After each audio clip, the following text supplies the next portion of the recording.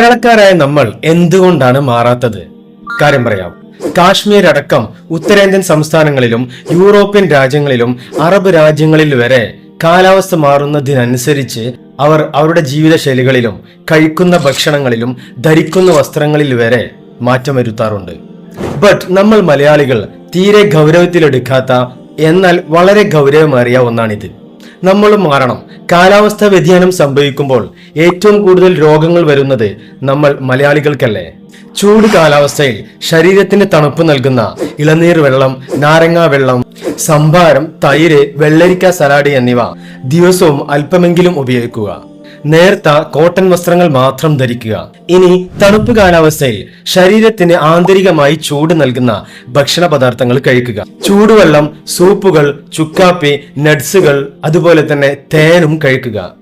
കട്ടിയുള്ള വസ്ത്രങ്ങൾ അല്ലെങ്കിൽ കമ്പിളി വസ്ത്രങ്ങൾ ഉപയോഗിക്കുക. രാത്രികളിൽ കട്ടിയുള്ള ബ്ലാങ്കറ്റുകൾ ഉപയോഗിക്കുക. അതിരാവിലെ പുറത്തിറങ്ങുന്നവർ മങ്കി ക്യാപ്പ് ഉപയോഗിക്കുക. പ്രായമായവരും കുട്ടികളും കിടന്നുറങ്ങുമ്പോൾ സോക്സ് ധരിക്കുക. ഇത്രയെങ്കിലും നമ്മൾ മലയാളികൾ മാറ്റം വരുത്തേണ്ടതുണ്ട്. ഇനിയും കാണാം.